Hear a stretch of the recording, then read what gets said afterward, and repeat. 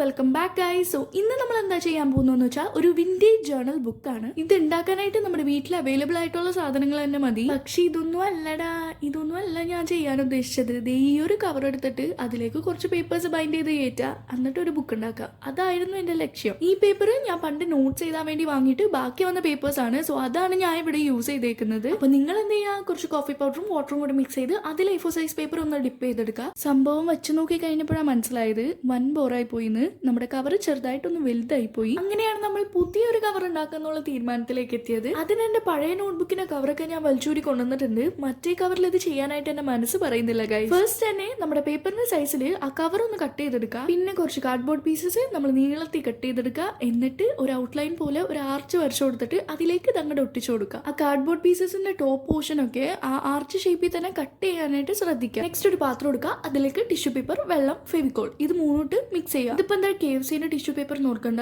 ഉമ്മീന്റെ tissue paper എങ്ങാനും ഞാൻ പോയി എടുത്താൽ ഉമ്മീനെ തല്ലിക്കൊല്ലും. അന്ന് വിസ്റ്റീരിയ ഫ്ലവേഴ്സ് ഉണ്ടാക്കി ടിഷ്യൂ പേപ്പർ മൊത്തം തീർത്തു എന്നുള്ള ചീത്തപ്പേര് എനിക്ക് ഇപ്പോഴും ഉണ്ട്. സോ നമ്മൾ ഇപ്പൊ ചെയ്യുന്നത് സിമിലർ ടു ടെക്സ്ചർ ആർട്ടാണ്. ആക്ച്വലി ഞാനിത് ഫസ്റ്റ് വെച്ചു കൊടുത്തപ്പോൾ ഇത് ബൾജ് ചെയ്ത് നിൽക്കുമായിരുന്നു. പക്ഷെ ഇത് ഉണങ്ങി കഴിഞ്ഞപ്പോൾ സംഭവം അങ്ങോട്ട് പരന്നു പോയ മാതിരി തോന്നി. So you better use clay use ചെയ്യുന്നതാണ് ടിഷ്യൂ യൂസ് ചെയ്യുന്നതിനും നല്ലത്. ബാക്കി പരിപാടി പെയിന്റിംഗ് ആണ്. സോ പെയിന്റിങ്ങിലാണ് നമ്മുടെ ഒരു ഇമ്പോർട്ടന്റ് പോർഷൻ ഉള്ളത്. അതായത് പെയിന്റ് ചെയ്യുന്ന അനുസരിച്ചായിരിക്കും ഇതിനൊരു വിന്റേജ് ടച്ച് അല്ലെങ്കിൽ എന്താ പറയാ ഒരു ആന്റിക് ടച്ച് ഒക്കെ കിട്ടുന്നത്. ഞാൻ ഈ കട്ട് ചെയ്ത് കളയുന്ന വേറെ ഒന്നുമല്ല, ആ കാർഡ്ബോർഡ് പീസസിന്റെ ഇടയിൽ കുറച്ച് ഗ്യാപ്പ് വേണം. അത് ഈ പെയിന്റ് ഒക്കെ അടിച്ച് കഴിഞ്ഞപ്പോഴാണ് എനിക്ക് ബോധം വന്ന് മനസ്സിലായത്. പിന്നെ പെയിന്റ് അടിക്കുമ്പോൾ സെന്റർ പോർഷനിൽ ഫസ്റ്റ് ബ്രൗൺ അടിച്ചു കൊടുത്തിട്ട് അതിന്റെ മുകളിൽ ലൈറ്റ് ആയിട്ട് ബ്ലാക്കും അതിന്റെ മുകളിൽ ലൈറ്റ് ആയിട്ട് വൈറ്റും ആണ് അടിച്ചേക്കുന്നത്. നെക്സ്റ്റ് നമ്മുടെ മുകളത്തെ പോർഷനിൽ നമ്മൾ ക്ലേ ആണ് യൂസ് ചെയ്യുന്നത്. ഈ ക്ലേ യൂസ് ചെയ്തിട്ടുണ്ടെങ്കിൽ നമുക്ക് രണ്ട് ഗുണമുണ്ട്. അതായത് അത് കൈകാര്യം ചെയ്യാനായിട്ട് നല്ല എളുപ്പമാണ് ആൻഡ് അതിന്റെ ഔട്ട്ലുക്ക് ആണെങ്കിലും അടിപൊളിയായിരിക്കും. പിന്നെ വീഡിയോയിൽ കാണാൻ മാതിരി കുറച്ച് ലൈൻസ് നമ്മുടെ ക്ലേന്റെ മുകളിൽ വരച്ചു കൊടുക്കുക. അതൊരു ബ്രിക്സ് പോലെ ഫീൽ ചെയ്യാൻ വേണ്ടിയിട്ടാണ്. പിന്നെ നമ്മുടെ ക്ലേക്കും കൂടി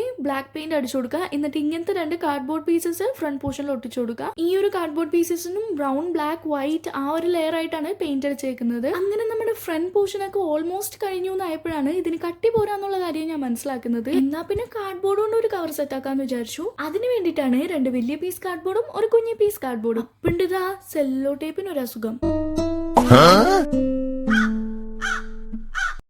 സെല്ലോ ടേപ്പിന് ഞാൻ എടുത്തപ്പോൾ തുടങ്ങി എന്തോ ഒരു കുഴപ്പമുണ്ടായിരുന്നു. പക്ഷെ സാരമില്ല, എന്തായാലും മൊത്തത്തിൽ ഒട്ടിച്ചെടുത്തിട്ടുണ്ട്. ഇതാണ് അപ്പൊ നമ്മുടെ കട്ടിയുള്ള കവർ. ഇത് ഫുള്ള് ചെയ്ത് കഴിയുമ്പോൾ ഇത് കാർഡ്ബോർഡ് ആയിരുന്നു എന്നുള്ളത് ഒരിക്കലും മനസ്സിലാവൂല. അപ്പൊ നമ്മൾ നേരത്തെ ചെയ്തു വെച്ച സാധനം ഇതിന്റെ മുകളിലേക്ക് ഒട്ടിച്ചു കൊടുത്താൽ മതി. അപ്പോൾ നിങ്ങൾ ചെയ്യുമ്പോൾ നിങ്ങൾ നേരത്തെ സ്റ്റെപ്പ് സ്കിപ്പ് ചെയ്യുക. അതായത് വേറൊരു കവറിലേക്ക് ചെയ്യേണ്ട കാര്യമൊന്നുമില്ല. നിങ്ങൾ ഡയറക്റ്റ് ഈ കാർഡ്ബോർഡിന്റെ കവർ ഉണ്ടാക്കി അതിലേക്ക് പിന്നെ കുഞ്ഞി കാർഡ്ബോർഡ് പീസസും ക്ലേ ഒക്കെ വെച്ച് സെറ്റ് ആക്കി എടുത്താൽ മതി. അപ്പൊ തുടങ്ങാൻ വേണ്ടി അതിന്റെ മുകളിൽ കുറച്ച് വെയിറ്റ് ഉള്ള സാധനങ്ങളൊക്കെ കയറ്റി വെച്ചിട്ടുണ്ട്. ആ ഗ്യാപ്പിൽ നമുക്ക് കുറച്ച് ബോൾസ് ക്ലേ കൊണ്ട് ഉണ്ടാക്കാം. അപ്പൊ ഈ കുഞ്ഞു കുഞ്ഞു ബോൾസ് നമ്മുടെ ഫ്രണ്ട് പോർഷനിൽ ഒട്ടിച്ചു കൊടുക്കാനുള്ളതാണ്. ഇനി ഇതിന്റെ മുകളിൽ സിൽവർ ഡസ്റ്റ് അല്ലെങ്കിൽ ഗോൾഡൻ ഡസ്റ്റ് അടിച്ചു കൊടുക്കണം. പക്ഷെ അതൊന്നും ഇപ്പൊ നമ്മുടെ കയ്യിലില്ല. നമ്മുടെ കയ്യിൽ ഗോൾഡൻ കളർ പെയിന്റ് ഉണ്ട്. സോ അത് ചെറുതായിട്ട് ഭയങ്കര മിനിമൽ ആയിട്ട് ഒന്ന് അടിച്ചു കൊടുത്തിട്ടുണ്ട്. അതൊരു ആന്റിക് അല്ലെങ്കിൽ വിന്റേജ് ടച്ചിനൊക്കെ വേണ്ടിയിട്ടാണ്. അപ്പൊ നമ്മുടെ ഡോറിന് ഒരു ലോക്കും കൂടി ക്ലേ കൊണ്ട് ഉണ്ടാക്കി വെച്ചു കൊടുത്തിട്ടുണ്ട്. അപ്പൊ നമ്മുടെ ഫ്രണ്ട് പോർഷൻ ഒക്കെ കഴിഞ്ഞു. ഇനി നമ്മുടെ ബാക്ക് പോർഷനും സൈഡ് പോർഷൻസും ഉണ്ട്. സോ അവിടെയും നമ്മൾ ക്ലേ തന്നെയാണ് യൂസ് ചെയ്യുന്നത്. ഈ ക്ലേ ആക്ച്വലി ഞാൻ ഒരു തിൻ ലെയർ ആയിട്ടാണ് സ്പ്രെഡ് ചെയ്ത് കൊടുത്തിട്ടുള്ളത്. പക്ഷെ ഇതിപ്പോ കാണുമ്പോൾ